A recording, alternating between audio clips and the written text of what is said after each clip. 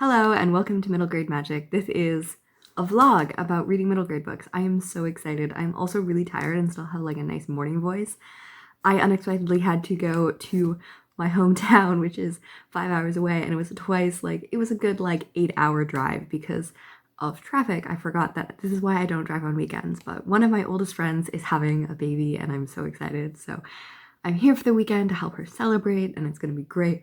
But I'm also going to be reading children's literature, so I am going to be tired with a different access to my TBR than I expected, but I'm still really, really excited. I'm going to be reading Land of the Cranes, and this is by Aida Salazar. It is a novel in verse, so it was really helpful because I won't have a lot of time to dedicate around and sit, so this is going to be a good example to just be able to read. It is about a Mexican girl in an internment camp on the border and her experience of family. I'm also going to be starting, hopefully, Red, White, and Whole. It's about an Indian girl whose mother has cancer, and she's dealing with that as well as trying to deal with how does she assimilate or not assimilate into culture and deal with her traditions that are different than those around her, but also wanting to fit in because she's like a 12-year-old girl. So I will keep you updated on the day. We're on day 2, and have I done any middle grade reading? No. I finished The Office of Historical Corrections, which was an extraordinary short story collection. I thought it was fantasy. It's not fantasy, but it's really, really good. A lot of contemporary stories just dealing with race and dealing with history and how we look at it, and a novella in the end. And yeah, I went to a baby shower today in which I mostly hung out with a 13-year-old, so I think that works great. I threw and had a food fight and threw drum balls and made funny faces and got someone to read Talia Hibberd's books and talked about the book I had in my purse. But yeah, there was no reading, but hopefully there will be some reading before I go to bed now, but I'm exhausted. It was a long day. Back to my hometown, take me back to my loved ones. We were kids, now we're all grown. Back in my hometown. We are on day 5 out of 8, and I am starting my 5th book, which is Sugar and Spite, so I'm doing it pretty well. I'm excited about how much I am enjoying this because I was worried that I wasn't, because girls not getting along is like my least favorite trope, but this is so just wonderful, and I just really like the writing so far, and about magic and integration into like belief systems and religion and stuff like that, and I'm just really excited. I haven't got that far into it. The characters have barely been introduced, but I'm loving it. The standout for the books I've already read so far is Genesis Begins Again by Alicia D. Williams. This is such a strong book, and I was thinking while reading it that I thought it was kind of like The Bluest Eye, and then I read a review that compared it to The Bluest Eye, and it's interesting because I read The Bluest Eye and it's much more graphic, but has similar issues, but set in, it was written in 1970, but I'm pretty sure it's set before that, and to see how we talk about colorism and how we talk about internalized racism throughout the years and stuff like that, and both of them deal a lot with how fathers impact how we think about ourselves, and her mother is light-skinned and her father is dark-skinned, and he and also her maternal grandmother are very upset about her coloring and her bleaching her skin and doing other things to her skin in order to try to lighten herself because of the paper deg test, and how like the idea of marrying up is marrying someone who has a lighter skin, and it's so grotesque. It also deals with her family being evicted and the experience of that because of her father's alcoholism and gambling, and even though her father is very verbally abusive to her and not a great guy, I liked that we were still able to have compassion for it. It kind of reminded me of A Tree Grows in Brooklyn. I also read Ancestors Approve, which is a collection of short stories by Indigenous authors. I liked some of this. This particular one was my favorite, which dealt with a boy finding his heritage and finding dances after his father, who was white, had kind of like told him not to engage his ingenuity, and I really appreciated that. That was really beautiful. Some of them were better, some of them were kind of too short and didn't really do much for me, but I enjoyed it, and I think that it's a cool way to learn about facets of Indigenous history and stories. My last 2 books that I have read so far for the readathon is Race to the Sun, and this is by Rebecca Roanhorse, and I thought this was part of a series, but I don't see any listed on Goodreads, so let me know if you know about that. I really like this part of the Strand. It's about an Indigenous girl who is Navajo and her integrating that with her like mythology. It's in the Rick Riordan Presents, and she's gonna find out her own magical and mythological past and explore things. I thought that the end just didn't work for me. Like, it really started with a strong beginning, and we find out that her mother is gone slash dead, that her father is kind of absent, and that her and her brother is the only one she can connect with, and that she's being bullied and stuff like that. And she really wants to prove that she's worth showing. So whether it's, her trying to do well at basketball or her being internet famous or anything like that, she just really wants attention, and she's really lacking that. And we also know that she can see monsters and that a monster shows up to her game. And then throughout the whole middle part, we kind of ignore those most. And then we have, so most of the quest is to find the weapons, not actually to hurt the monster. And then at the end, we kind of just come back to the beginning, but like we've kind of ignored it all the way through. And also just the sacrifices that were made, like, just didn't have the consequences or the impact, because I just feel like it just wasn't, I don't know, it didn't seem like the most important parts of her. I'm excited to read. I have both Black Sun and Trail of Lightning on my TBR and have been for a long time. So I'm going to read her other works, and they might work for me just better. And then last night I read King and the Dragonflies, and this is about a boy living in Louisiana, and his brother has just recently died. He died of a heart attack unexpectedly, and he has stopped talking to his best friend because he told him that he likes boys, and his brother told him that people didn't want to be bullied, and then his brother died. So he doesn't think that he should talk to them. And it's about his experiences of kind of finding his identity, but also finding out who he is, and dealing with racism in a small town, and dealing with hefty things like abuse. And it's a really solid book. How do I say my critiques without sounding that like they aren't good books? Because I default to critiques, and yeah, anyways. I'm having fun. I'm excited to read Sugar and Spice. Tears and goosebumps. I have tears and I have goosebumps, and Orpheus Ghost is so good. I have 5 minutes left, but like the reaction, dang. It got scary, and it also got really, really sad, especially related to one of them that I don't want to spoil. It's really, really good. It's really good. And it kept me guessing until the end. Like, I had my expectations and I kept on second guessing them, which makes a really, really good story.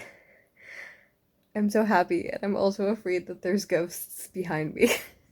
I felt like death warmed over, so I put lipstick on, and now I'm death warmed over with pink lipstick on.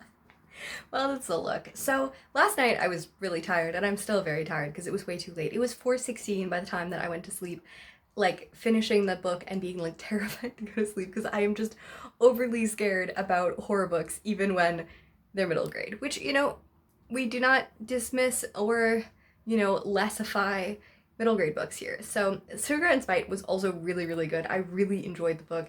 I loved the female friendship. I loved the look. Like, at first she was like, she moved from Manila, she is Filipino, and I just expected to be in the US, and when I realized it was actually in a fictional island in the Philippines, I was so excited. My arm hurts, so we're gonna change arms.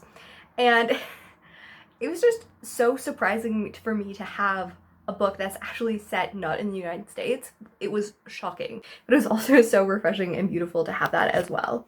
And yeah, so what else did I finish? I finished Ophi's Ghost. I love the fact that we had the characters not only, so Ophi's, most of the narration was from her point of view, but then we had moments when we went into the ghost's mind, we went into House's minds, we just went into different moments to see from different perspectives, which is something that I just love and adore completely. It's just so amazing to see.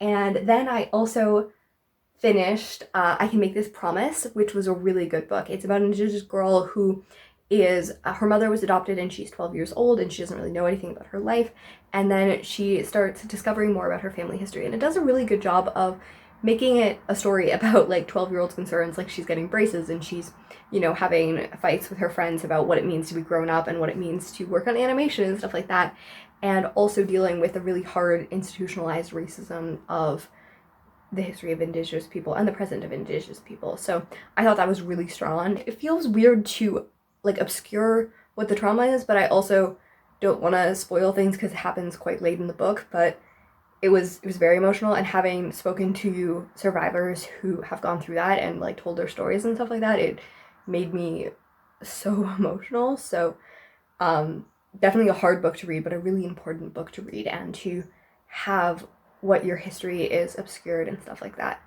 And yeah, it's just so good. And now I'm starting Tristan Strand Punches a Hole in the Sky, and I wasn't planning to read this. I had it on my thing, but I was like, oh, I already read one Rick Riordan Presents, so that's probably enough for this weekend, this week. And then I saw this, and I saw the new book that's coming out, the final, which is Tristan Strawn Keeps Punching, which for me is like the most empowering title ever. Like, I feel empowered reading it, and I'm really glad I picked it up because I've been putting this off, but I am really glad that I'll be able to like read it, the whole series, hopefully in a few months. He is such a great, strong main character. He is compelling and funny and compassionate and all of those things.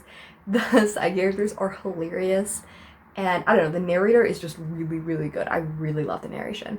I also really enjoy the fact that I had a TBR, but I haven't really stuck to anything. Even like finishing up Ophi's Ghost or finishing up I Can Make This Promise. Both of them, I had specific thoughts on what I was going to read. And then I was strolling on Libby and I just decided, and I saw another title and I was like, actually, I'm going to read this. So that's really enjoyable. I haven't figured out what I'm going to do for a classic or prolific author. Those are two prompts that I have not finished. And I was going to read Emily of New Boon, but I have no idea if I'm going to be up to reading that like 400-page book. Maybe if I start today. I don't know. Headache Central is here.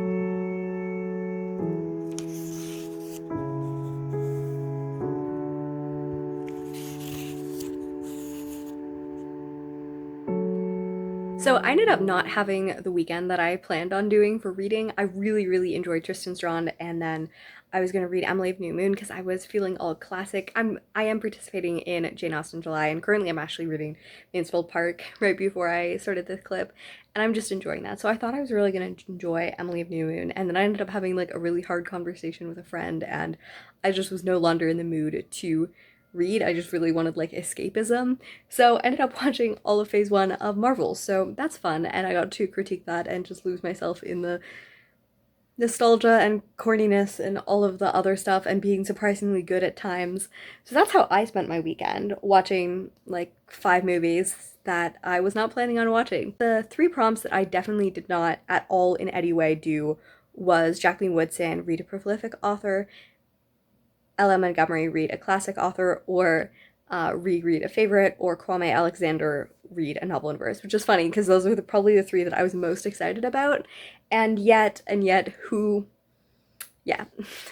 knows when things happen. I am really excited, and there are several that I plan on reading before the end of July. It's July 21st, early morning at the time of this recording, so I am sure I will be able to. I definitely felt the desire after reading a bunch of middle grade to change it up, though. I think that's why I kind of go less toward readathons now. I really, really love participating in this readathon. It's definitely fun because I definitely don't read middle grade, and like it was so wonderful just to read time and time again and to be like, yes, this is, because you know, I am definitely guilty of myself of not prioritizing children's books or middle grade books, and I just don't want that to be true because every time I read them, I'm reminded about how much I actually enjoy these books and how powerful and important they are. But I am definitely going to. So I read 2 Willa Cather books because I decided that I was going to read a bunch of classic books by her.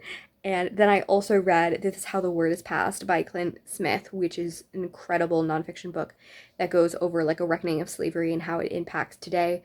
And he goes and visits many historical sites in the US and other places.